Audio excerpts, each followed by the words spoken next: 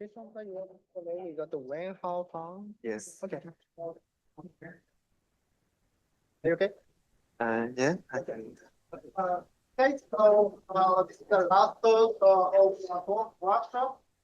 It's 1 hour talk. So the presenter is Wenhao Tang. Yeah, thank you. Yeah, so I'm going to talk about rules and capabilities at modal effects. This is John who work with Lindley, getting there.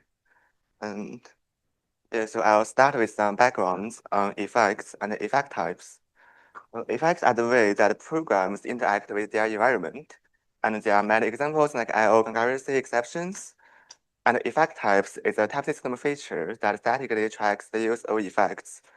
So that we can know that by looking at the type, which effects a function might perform, and if it is safe, if we just run the function under a global pure environment. And I think in the past 10 to 20 years, there have been many different proposals on different effect systems. And many of these recent proposals are based on either rule types or capabilities.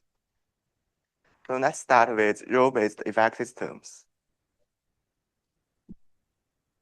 So here we are focusing on system F epsilon, which is a co-calculus of the Koka research language. The key idea of the rule-based effect system of Koka is to annotate each function arrow with a rule of effects. So, oh,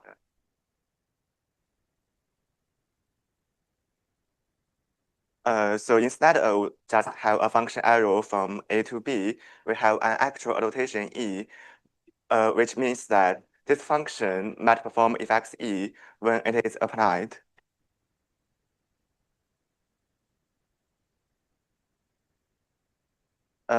Here is one example. Supposing we have a global operation yield, which takes an integer and yields it, returns unit. And we can write a function which takes a parameter x and yields this parameter x by invoking the yield operation. So the type for this function is from int to unit and might perform the yield operation. So here's the typing derivation of it. So the bottom conclusion is this function, and we first using the abstraction rule to introduce the parameter x to the context gamma. And then the function body is an operation invocation, which might perform the yield operation as being tracked here. And then we use the T-do rule, which is for operation invocation. Supposing that we have an operation yield and make sure that the argument x indeed have type x, indeed have type int. So as we can see here, all functions in a rule-based effect system are pure, because when we create a function, so that when we create a function, we need to capture all the effects might be performed by this function in the function type.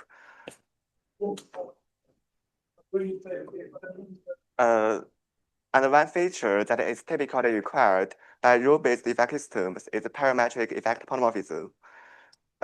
So for example, here we have a higher order apply function, which takes an argument function f from int to unit and another argument x and applies f to x. Assuming that the argument function f performs some effects E, so the result function should also perform E because the result function invokes the argument f.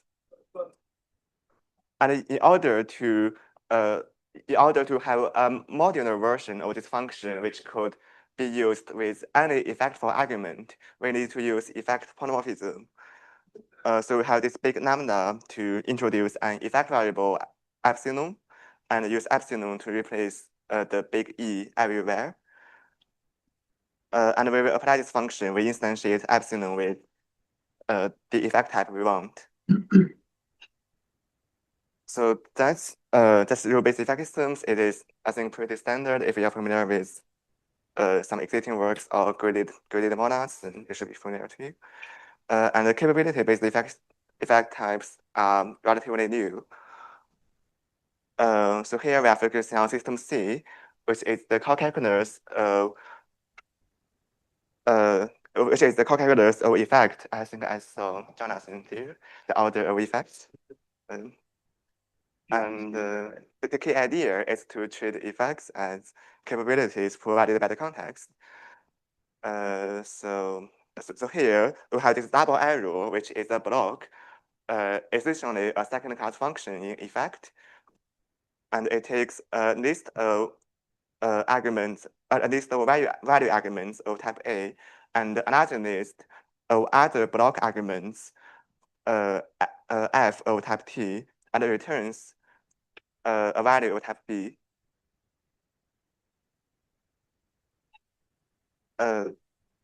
Yeah. Yeah, so as we have seen, system C distinguishes between first class values and second class blocks. And here is a concrete example.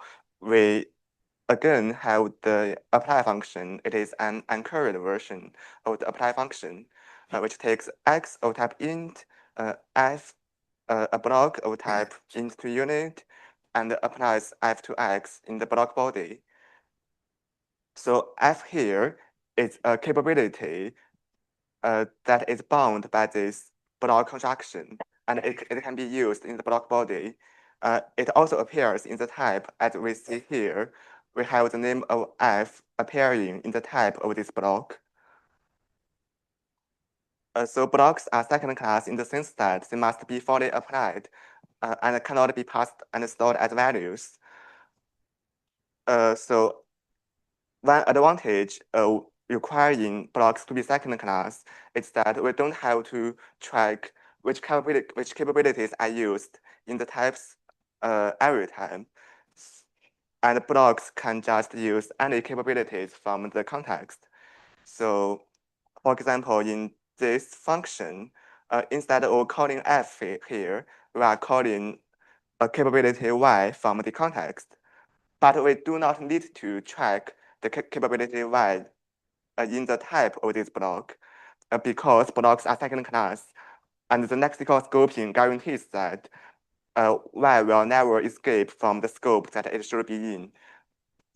And this is the main this is the main advantage of capability-based effect systems. Yeah, and in order to write a current version of the apply function, we have box in system C, which turns blocks into first class values.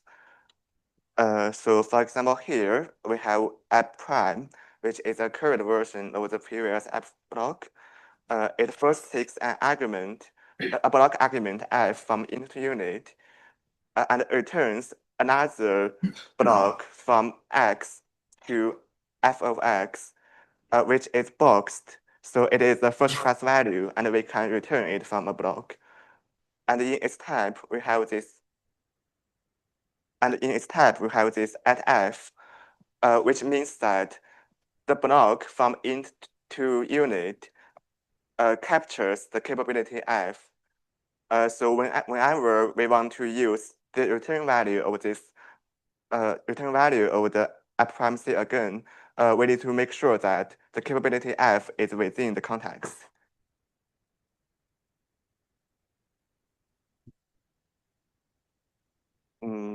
Yes, so I think these are the two probably the most popular kinds of effect systems currently. And there have been some work on trying to understand and unify those different kinds of effect systems in the literature. So Yusoga et al. Proposed a framework to compare different role-based effect systems. But they left capability-based ones for future work. And it is now obvious how to systematically translate between a rule-based effect system like system F epsilon and a capability-based ones as system C. Because if you look at the type or the function types in both systems here, if we want to go from system epsilon, if we want to go from system F epsilon to system C, it is not obvious how we should systematically translate the effect rotation well into something in system C.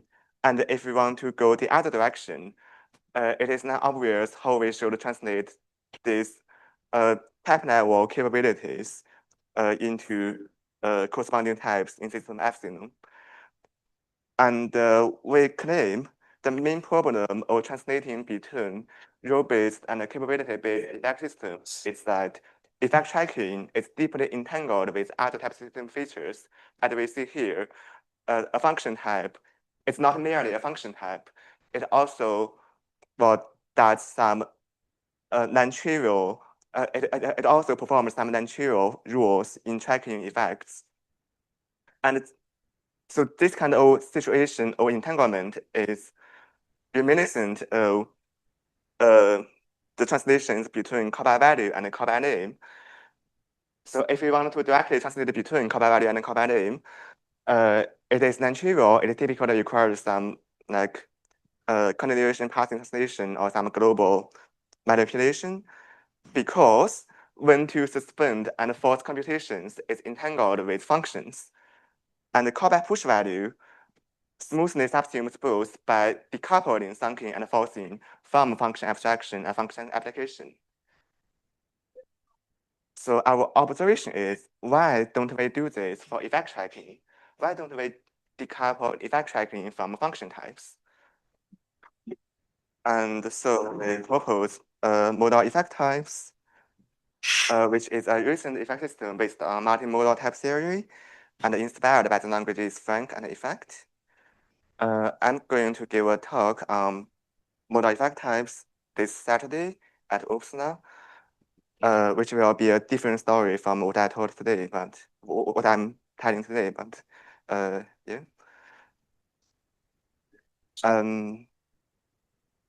Yeah, so one of the key ideas of MAT is to decouple effect tracking from standard type and term constructs via modalities. And for the purpose of this talk, you can think of modalities as some special type constructors with specific meanings, which I'll show later. So, and we rely on the decoupling to have the flexibility to simulate the effect tracking in different systems. Yeah, and we propose a framework, MATX. I'll explain what is X later. So, okay, so now I'll introduce some details of modal effect types. The most important concept of modal effect types is effect context, which is part of the typing judgment, which tracks which effects might be performed by the term. So for example, here we have the function lambda x do yield x, which is a function that invokes the yield operation, and the typing judgment tracks that this function performs the yield operation. It is worth noting that the type of this function is just int unit. There's no effect notation, and this at yield is part of the typing judgment instead of part of the type. The key idea behind the effect context is that the whole term shares the same ambient effect context. So for example, if we apply the application function to the previous function, well, as Something's gone wrong. Mic is off. The mic is off or so. You better get to talk about it. Respond.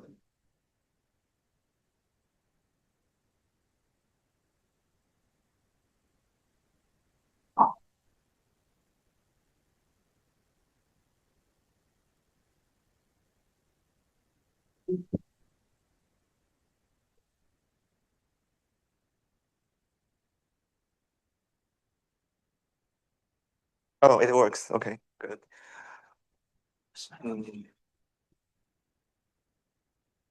Yeah. So the key idea of effect context is that the whole term shares the same ambient effect context. So for this function application, for this partial function application, every part of this term has the same effect context yield. So we can use the yield operation in this argument lambda x to yield x, and we can also pass the function to the add an argument to the first apply function. So I think change that battery.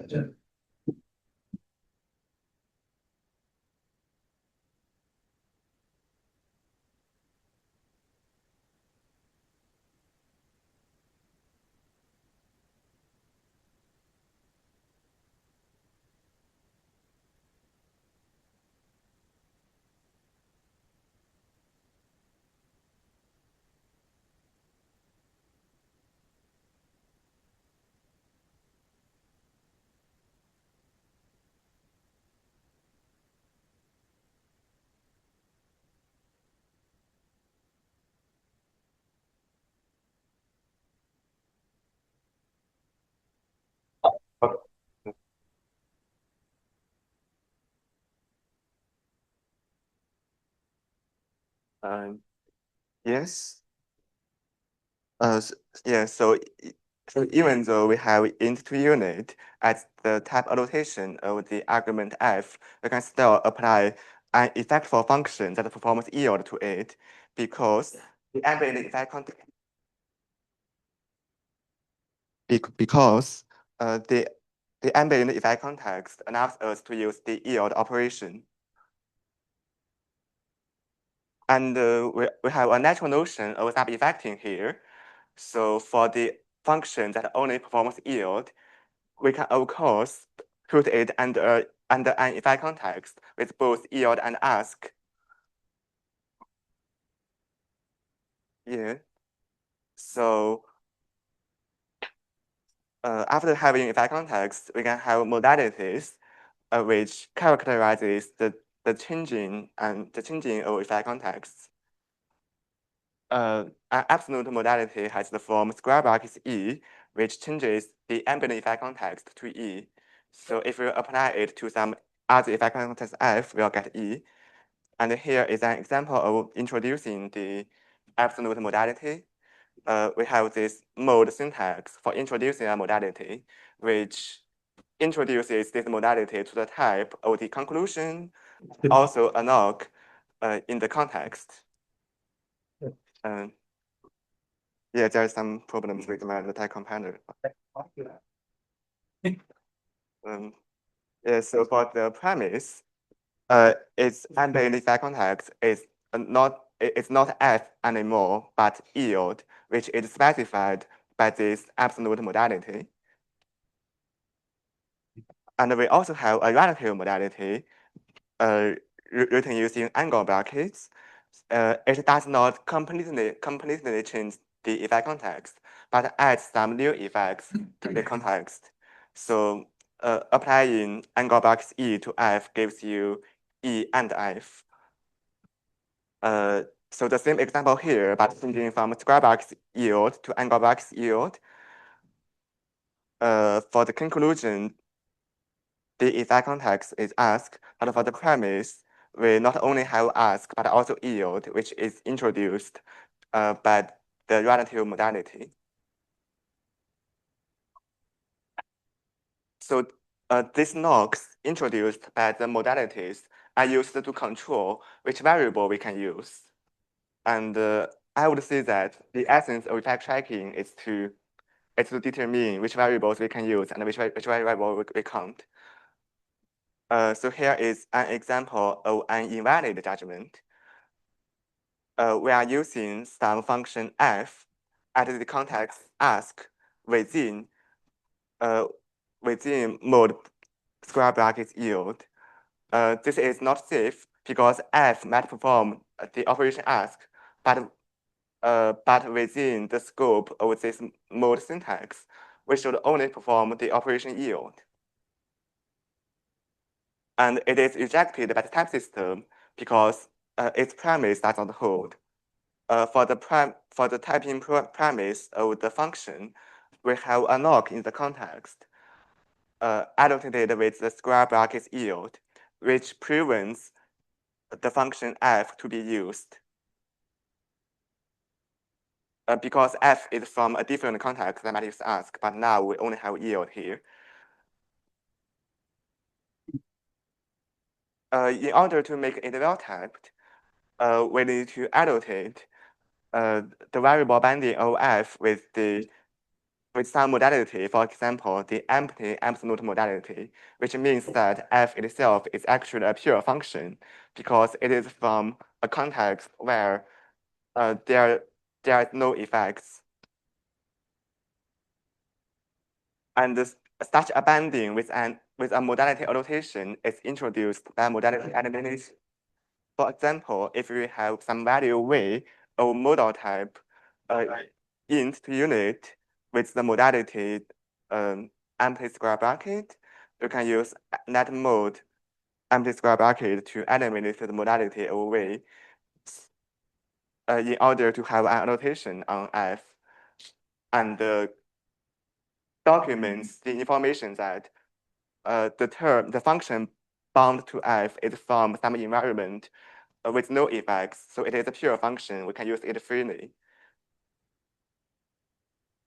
Yes, and by default, if there's no annotation, it is the empty relative modality because it works as the identity on Effekt contexts.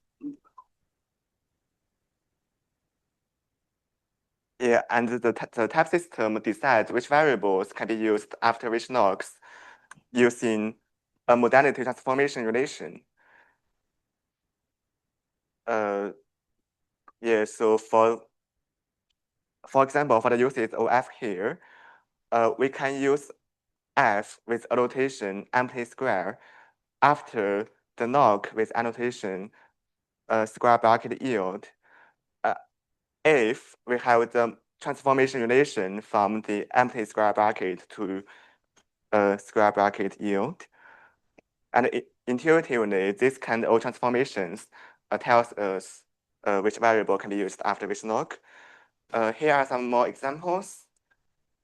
So if we have something that may only use E, then we can use it at some other context F as long as E is smaller than F. And if we have something that use no effects, then it is actually a pure term. We can use it anywhere. So this relation holds for any mu. And if we have something with the empty angle bracket, which means that it is a term that depends on the current ambient Effekt context. So we cannot use it under some specific Effekt context because at this stage, we don't know what is present at the ambient Effekt context that the term is defined.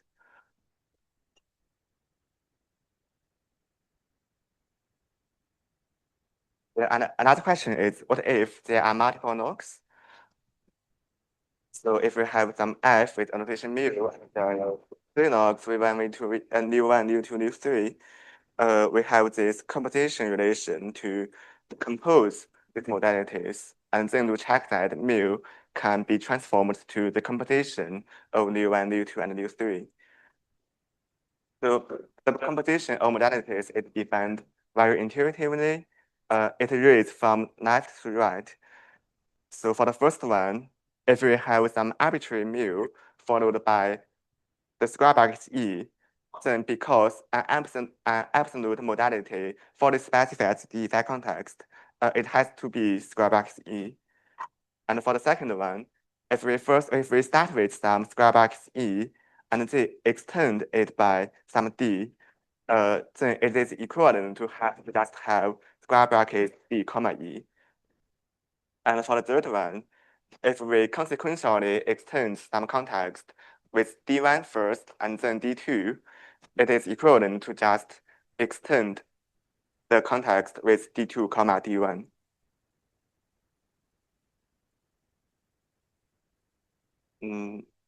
Yeah. And for encodings, we also introduce Effekt theories because different Effekt systems organize the structures of their effects as different structures like simple rules, scope rules, set multi-sites. but how do they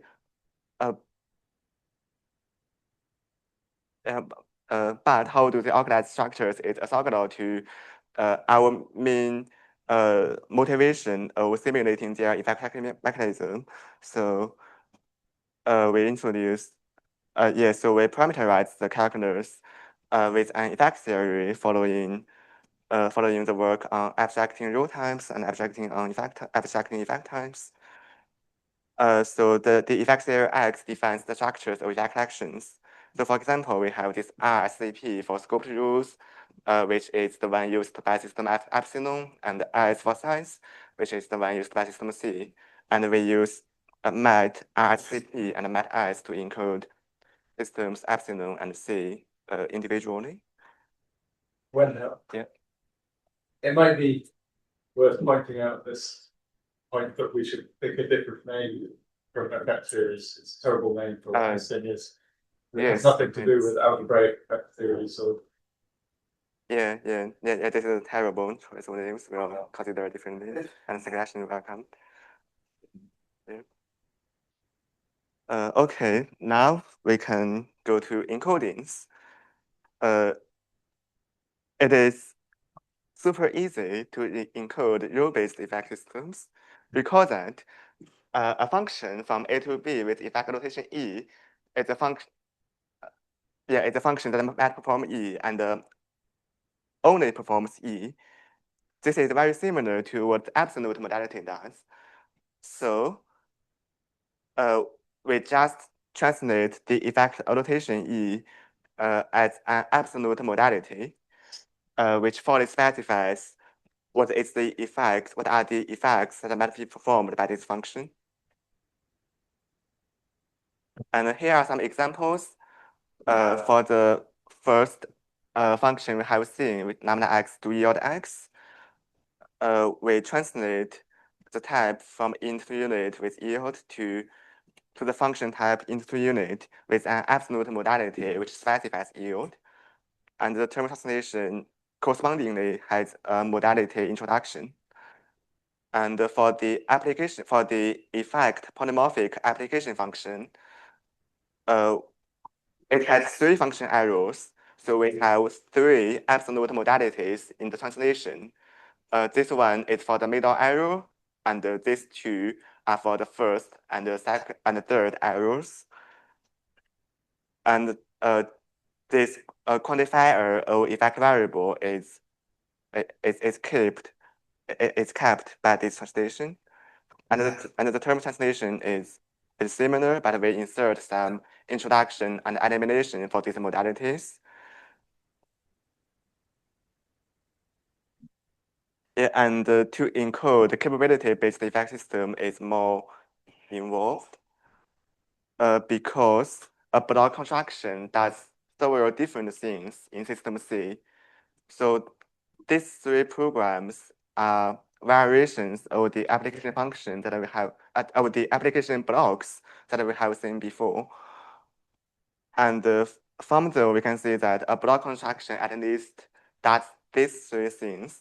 First, they all bind both term level and type level capability F, which could be used in terms and could also be used in types. Yes, and for the block body, we can invoke the capability F as in the first example.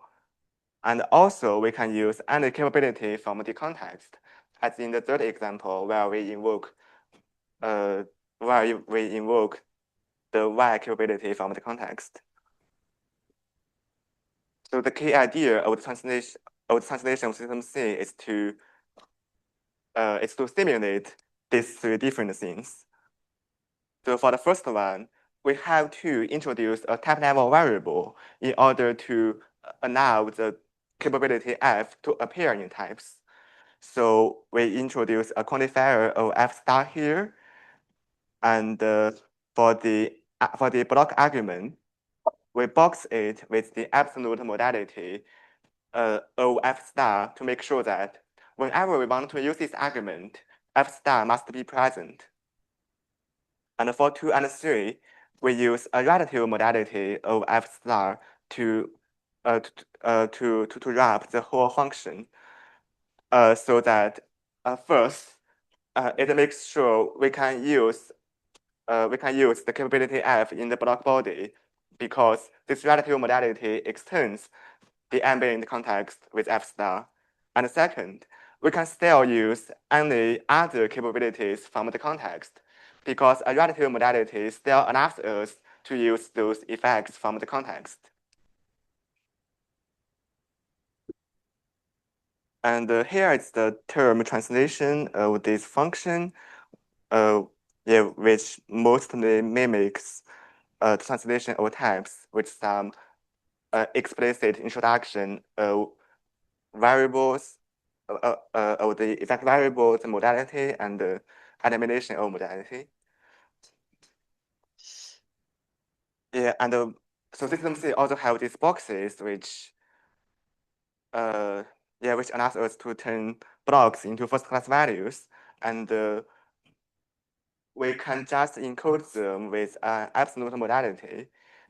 Because in system C, when we box something, we need to fully specify which capabilities are used in the block, with exactly what absolute modalities do. So here, for the result block into unit at f, it is encoded as a function from int to unit with an absolute modality of f star. And for the terms, we encode this box to an introduction of the absolute modality of f star. And yes, so now we have seen how functions in system f epsilon and system C are encoded. But by encoding them into an uniform target, we can easily compare them. So I think there are main two obvious observations here. The first is that when encoding system f epsilon, every function is translated to a function with an absolute modality, but every block in system C is translated to a function with a relative modality. So it reveals the difference that in system f epsilon, when we have a function type, we must fully specify which effects are used. But in system C, we do not need to do that. And every block can use whatever in the context, without claiming it in the type. And another difference is that for the encoding of system epsilon, f epsilon, we only have an effect. We only have a quantifier in the target if we have a quantifier in the source.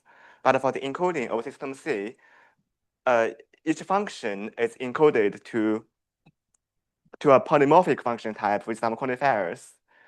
So I think this somehow explains the observation that when programming with rule-based effect systems, people usually need to use effect variables everywhere. But when programming with capability-based effect systems, we do not need to use explicit effect polymorphism in most of the cases, because every block somehow does the job of effect polymorphism.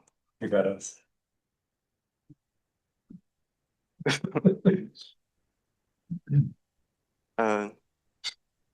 Okay. I think I still have plenty of time, so I'll keep going. So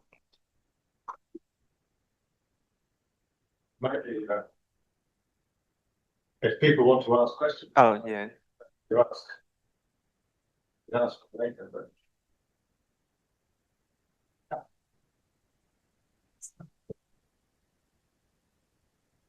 As you mentioned, the multimodal actually, the your actually of the that effect and all actually from the Yes, they form a double category. and another thing about this problem.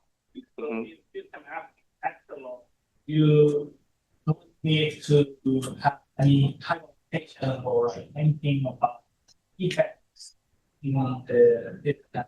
But you if some specific type, for example, for app translated in the key translated in the embedding bracket with that are it requires. So like, why do you need the implementation of like what's the difference in terms of use? If we translate the system as epsilon, then we need to use directly E or epsilon. This amount we need to use the argument with pi. But like it seems a bit weird when we have just one system for effect. One even like one encoding the parse type and one encoding the reverse type, but they are in the same system. Why don't we implementation perfect? Oh, because I think system f epsilon is relatively more simple, in the sense that, the parameters of its functions, do not do any actual things, but just introduce a term level parameter. But in system C, you can kind of think of blocks in system C as some net-weight form of dependent types. So the parameter names can not only appear in terms, but also in types. And in order to simulate the ability of having parameter names in types, we have to introduce some type level variables to stand for these parameter names. I mean, also when we actually use the effect in terms, how to use E in the system app epsilon, like encoding of system app epsilon, and how do you use the effect app in the encoding of system. I don't see effect. I don't see the effect E in the encoding of system. But like if we are in the same type system, that I don't see how we can without like one page on one side and one page on yeah. Oh, wait, I didn't get the question, but E is used here, so what do you mean by? Yeah, C is used? E is there. Mm. It's from there. We don't have type notations or like we don't have any types related to the E. And in the Oh, I see what you mean, but if you look at the source, there is also E here, and A and B. Well, I mean, I understand the difference between system epsilon and system C because I mean they are two different systems, but we encode those two things into a single system. Then like we probably need to do it. We definitely need some unified way to deal with the effect. so I think probably this example can answer your question. So here in the type we have yield, and in the term of this type we use do yield. So the yield is used here, right? And in its translation, well, we still have do yield here. So this is where the effect notations are used. What's the type? What's the type? How do you know the type of? So the global signature. Oh, yeah, right. Okay. There should be some global signature even like before. But in the encoding, the other encoding, we don't need that. Yes. Well. Like in the encoding of it. You need somewhere, this is completely apart to the you need somewhere to get one the signatures of your operations.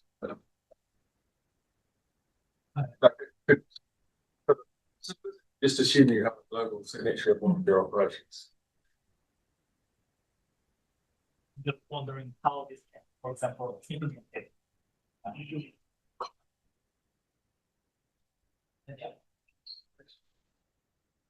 Can you go back to slide 21, please? 21. What, 21?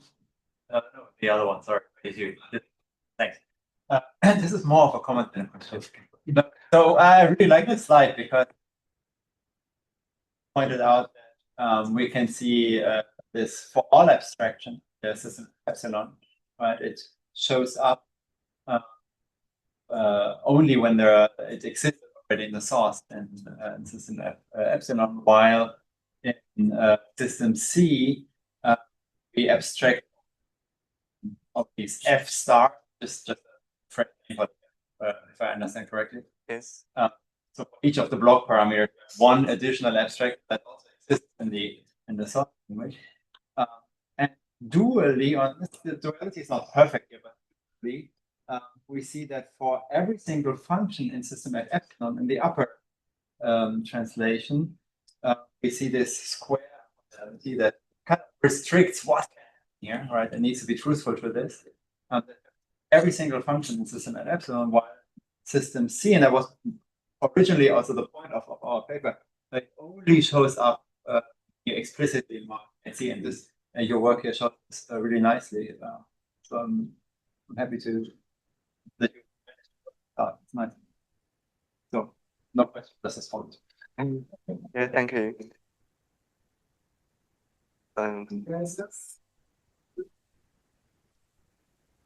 Yeah, so after I have a question. Yeah. Yeah, so I'm curious about comparison, specific comparisons with the handlers and whatever it is for the handlers. So do you think this encoding help us compare the explicitly with the two different handlers?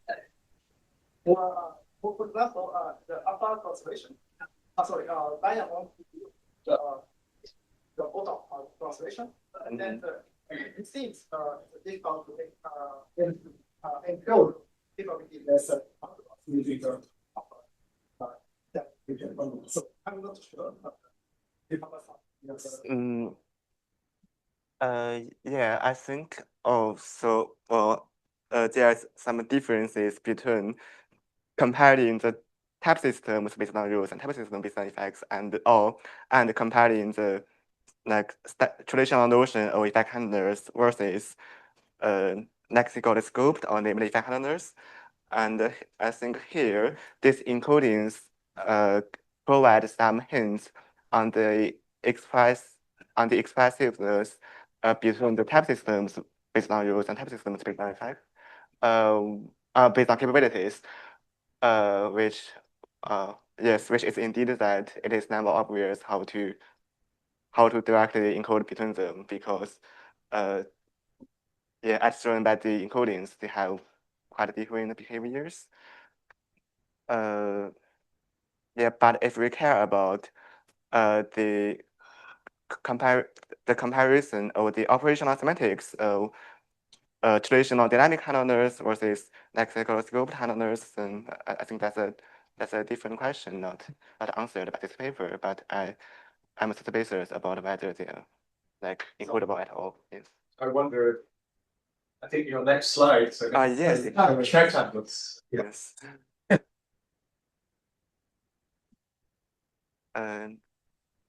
Yes, so I'm going to talk about effect handlers now. This is a simple example of a handler for the yield operation. So for the handled computation, we yield 42 and then yield 33, and this handler handles it by just by accumulating all yielded numbers. So it will reduce to 79.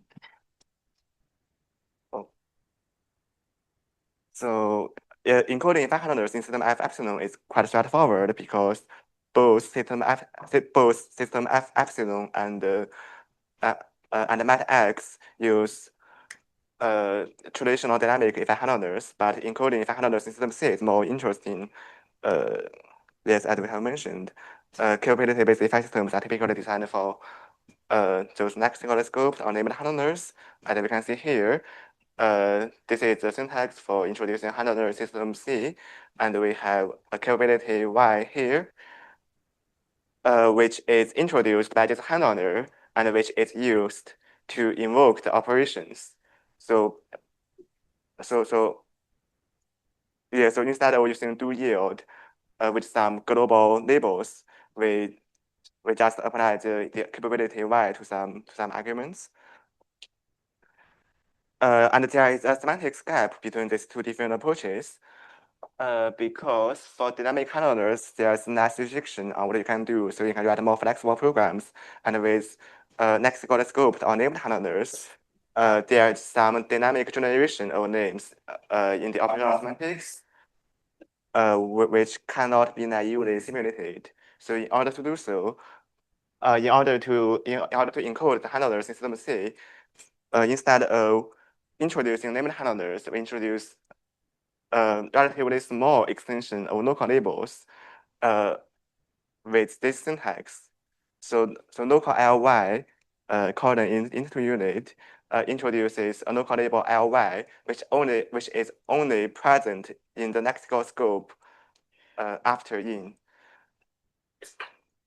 And then to simulate the capability y here, we use this function lambda x do lyx, which just invokes the local ly operation we just introduced, and we wrap it into the modality square bracket ly to make sure that whenever we use this capability, we need to make sure that ly is present in the ambient Effekt context. And we pass this capability as an argument to another function, which takes a parameter y, which corresponds to the capability y introduced here.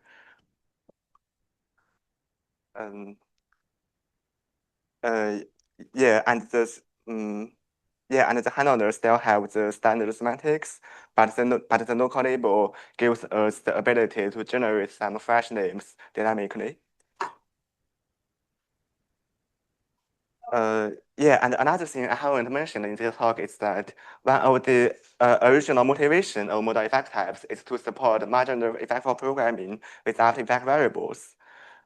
So this is kind of similar to the motivation of capability-based effect systems, where we want to do higher order effectful programming without having explicit effect polymorphism. Are you aware? Yeah, and we also have an encoding of fragment of system epsilon without using effect variables in the target language. If you are interested in how that would work, you can go to my talk at HOPE'25 Saturday. Yeah, and we also have some encodings of some other variants. So one is system chi. It is an early version of the calculus of Effekt, and the other is system f epsilon plus Sn, which is an extension of system f epsilon, and it's the basis of first-class named handlers in Koka. We have encoded both of them into MATX, and we have proved preservations of types and semantics for all the encodings. Yeah, and well, here are a list of insights for language designers derived from our encodings.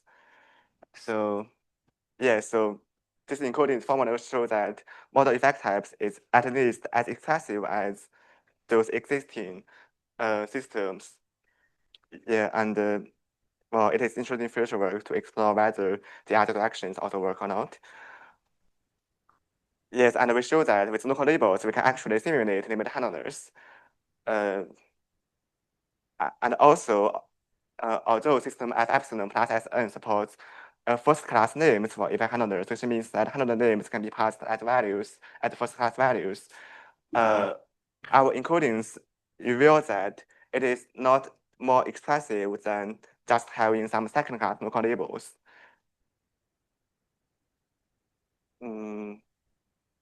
Yeah, and also well, in order to have some capabilities that can appear in types, we can introduce some actual type level abstractions. That will appear in types. Okay, I think I'm going to conclude. So we have two papers on modal effect types. The one is in HOPE'25 on Saturday, focusing on how modal effect types can can improve practical programming with effects by not requiring effect polymorphism in most of the cases. And another is the title of this talk, which focuses on expressiveness about how we can use modal effect types to have a general framework to encode and compare different effect systems. And there is some ongoing and future work. So one is we are thinking about how to do better type inference for modal effect types, as well as for first-class polymorphism, because I think one very important observation is that to do type inference for first-class polymorphism is to do type inference for modal effects is very similar to the classical problem in the literature of doing type inference for first-class polymorphism, but it requires certain new things which are not supported by existing approaches, so I are exploring it. And how to make modal effect types work properly with higher order effects, how to have other forms of modality elimination, relational semantics, other directions of encodings, and and whether relative modalities can be used in other areas.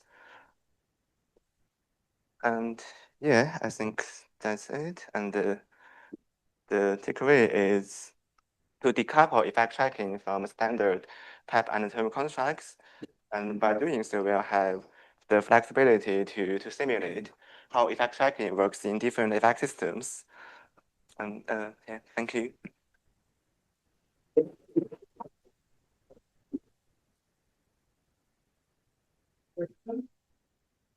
Yeah. You may anticipate. Why didn't you encode capture calculus? Yeah, I think this is very minimal field work and should be write a paper on it.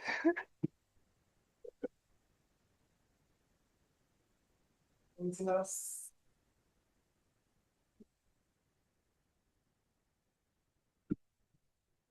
Can I ask a question? I'm just saying. It's romantic. These term level mod things, they do not have computational content usually. They are just to guide the type. Yes. Right? Yes. Well, and the point of the type difference is that you probably don't write most of them. They'll get a suitably expressive type difference algorithm. Yeah.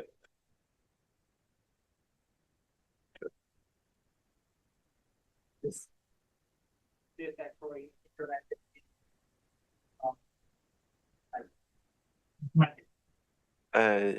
Yeah. So I have an artifact for the OpenStar paper, but it is in a Python language. Yeah, and with some very basic type inference for modal effect types. So you need to write explicit polymorphic types, but the modality introduction and elimination can be inferred, and but it's just a toy language.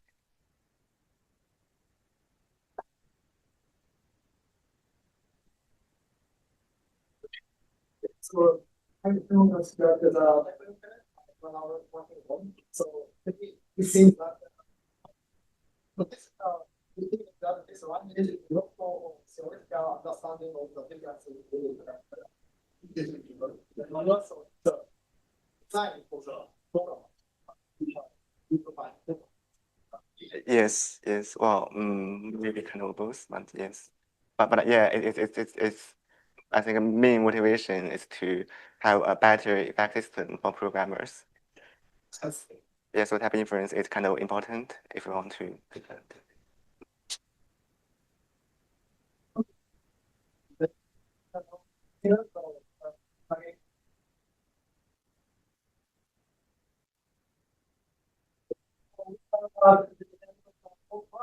Yeah, thank you for joining. And I'd like to answer all the speakers for the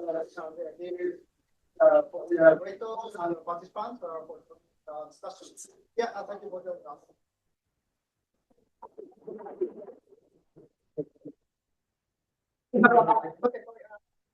Okay, tonight, the ICP will organize a fun performance, but it will be held in a different place.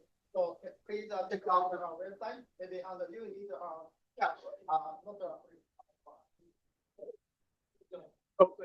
Taro. Yes.